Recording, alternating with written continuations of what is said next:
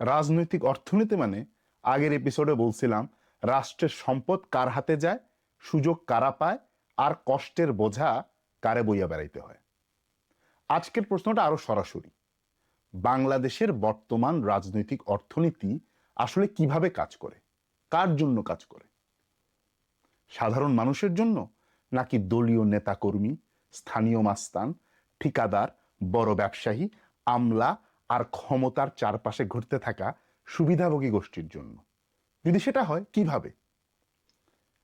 আমরা সাধারণত রাজনীতি দেখি পোস্টার, মিছিল, স্লোগান, নির্বাচন আর টকশোর ভিতর দিয়ে। কিন্তু রাজনীতির আসল ইঞ্জিন কিন্তু আসলে ঘুরে অন্য জায়গায়। এটা চলে বাজারের চাঁদায়, চলে বাস স্ট্যান্ডের লাইনে, চলে ফেরিঘাটের ইজারায়, চলে বালুমহাল, জলমহাল, হাটবাজার, টেন্ডার, জমি দখল, ফুটপাত, পরিবহন, এমনকি থানার দালালির ভিতর দিয়া। মানে রাজনীতির মাঠে যে কর্মী বাহিনী দেখা যায় সেটা মোটা দাগে কোনো আদর্শ দিয়ে চলে না, তারা চলে এক ধরনের লোকাল ইকোনমি দিয়ে। এই অর্থনীতির নাম হইল রেন্ট ইকোনমি। বাংলায় সহজ করে বললে উৎপাদন না করে ক্ষমতার জোরে আয় করার অর্থনীতি। আপনি একটা পণ্য বানাইলেন না, একটা কারখানা দাঁড় করাইলেন না, মানুষের জন্য কোনো নতুন সেবা তৈরি করলেন না, কিন্তু আপনি একটা বাজারের গেট দখল করলেন, একটা ঘাটের নিয়ন্ত্রণ নিলেন, একটা রাস্তায় ট্রাক থামাইলেন, দোকানের সামনে গিয়ে দাঁড়াইলেন, নির্মাণ কাজের টেন্ডারে ভাগ বসাইলেন, তারপর কইলেন টাকা দেন। এই টাকা কিন্তু শুধু ব্যক্তির পকেটে যায় তা না, এই টাকাই চালায় রাজনীতির পেশি শক্তি।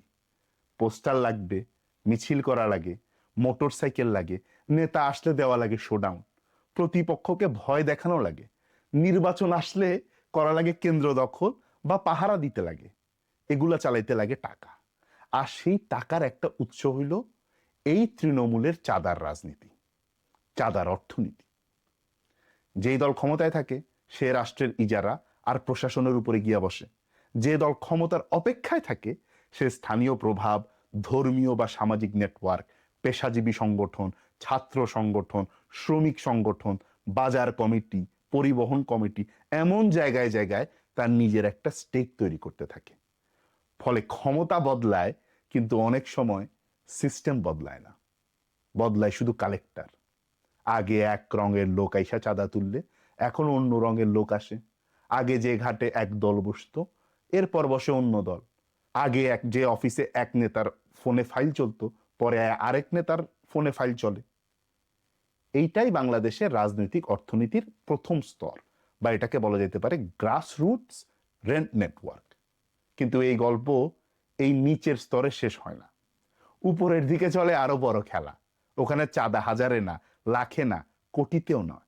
খেলা হয় ব্যাংক লাইসেন্স, বড় বড় ঋণ, মেগা প্রজেক্ট, বিদ্যুৎ চুক্তি, আমদানি লাইসেন্স, কর ছাড়, জমি বরাদ্দ, এমনকি রেগুলেটরি সুবিধায়। একজন সাধারণ উদ্যোক্তা ব্যাংকে গেলে লাগবে কোলেটারাল, স্টেটমেন্ট, গ্যারেন্টি। আর ক্ষমতাসীন নেটওয়ার্কের ভেতরের বড় বড় ব্যবসায়ী গেলে ব্যাংক নিজেই খুলে দিবে দরজা। হাজার কোটি টাকা ঋণ যায়, ফেরত আসে না। সেই ঋণ রিশিডিউল হয়, রাইট অফ হয়, পলিসি সাপোর্ট আসে। আর ব্যাংকের ক্ষতিটা শেষ পর্যন্ত কে বইয়া বেড়ায়?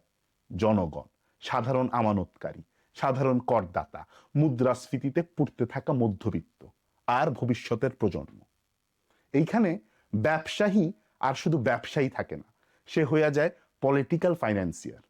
সে নির্বাচনে টাকা দেয়, মিডিয়া চালায়, দলকে সুবিধা দেয়, আবার নিজেও মাঝে মাঝে সংসদ সদস্য হইয়া বসে, মন্ত্রীও হয়, বা নীতি নির্ধারণের টেবিলে গিয়া বসে। তখন আইন আর নীতি জনগণের জন্য লেখা হয় না, লেখা হয় নির্দিষ্ট গোষ্ঠীর লাভের হিসাব মাথায় রেখা। এইটাকেই বলা হয় অলিগার্কিক পলিটিক্যাল ইকোনমি। অর্থাৎ রাজনীতিবিদ ক্ষমতা দেয়, ব্যবসায়ী টাকা দেয়, আমলা ফাইল চালায়, আর জনগণ দিবে বিল। এই জায়গায় ব্যুরোক্রেসি বা আমলাতন্ত্রের ভূমিকাটা বোঝাটাও খুব গুরুত্বপূর্ণ। আমলাদেরকে আমরা পলিটিক্স থেকে মাঝে মাঝে আলাদা হিসাবে দেখলেও বাস্তবে বাংলাদেশের আমলাতন্ত্র নিজেই পলিটিক্যাল ইকোনমির এক বিরাট স্টেক হোল্ডার। আমলাতন্ত্র শুধু প্রশাসন না, এরা হইতেছে ক্ষমতা বন্টনের গেট কিপার। লাইসেন্স কে পাবে, প্রকল্পের অনুমোদন কার হবে, কোন ফাইল আটকায় রাখা হবে, কোন তদন্ত আগাবে, কোন মামলার গতি কমানো হবে, কোন ব্যবসায়ী ছাড় পাবে, কোন এলাকায় সরকারি জমি বরাদ্দ হবে, এই সব কিছু আমলাতন্ত্র শুধু কাগজ সরায় না, তারা সিদ্ধান্তর বাজার তৈরি করে। ফাইল এখানে হইয়া যায় মুদ্রা, অনুমোদন হইয়া যায় পণ্য, আর ডিলে এটা হইয়া যায় একটা বার্গেনিং টুল। এজন্য আমি বাংলাদেশের আমলাতন্ত্রকে কলোনিয়াল ব্যুরোক্রেসি বলে থাকি। কারণ এটার মূল দর্শন আসলে কিন্তু জনগণের সেবা করা না, জনগণকে কন্ট্রোল করা, তার থেকে পয়সা নিয়ে বিলাতে পাঠানো। নাগরিককে এখানে অধিকারধারী মানুষ হিসেবে না দেখা আবেদনকারী, অনুনয়কারী, ডিপেন্ডেন্ট সাবজেক্ট হিসাবে দেখা হয়। ব্রিটিশ আমলে এই ব্যুরোক্রেসি বানানো হয়েছিল রেভিনিউ তুলতে, আইন শৃঙ্খলা দিয়ে শাসন ধরে রাখতে, আর শাসকের সুবিধা নিশ্চিত করতে।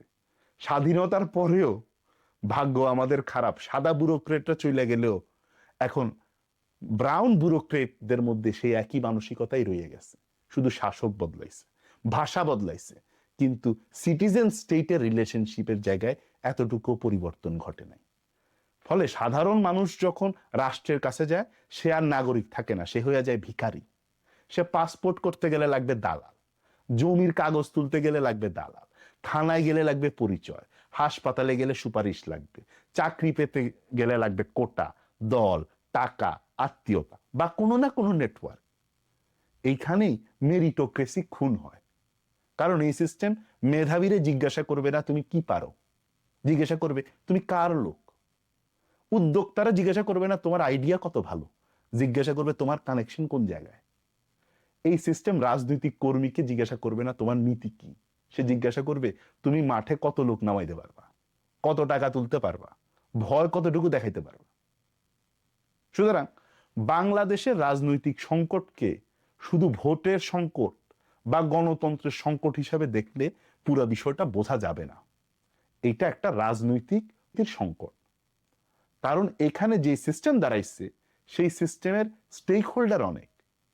স্থানীয় চাঁদাবাজ চায় যে এই সিস্টেম থাকুক, দলীয় কর্মী চায় এই সিস্টেম থাকুক, ঠিকাদার চায় এই সিস্টেম থাকুক, খেলাপি ঋণ গ্রহীতা চায় এই সিস্টেম থাকুক, দুর্নীতিবাজ আমলা চায় এই সিস্টেম থাকুক, অলিগার্করা চায় এই সিস্টেম থাকুক, এমনকি মিডিয়া, পেশাজীবী এবং বাংলাদেশের ইন্টেলেকচুয়াল ক্লাস, তারা সবাই এই সিস্টেমের সুবিধাভোগী, তারা সবাই চায় এই সিস্টেম থাকুক।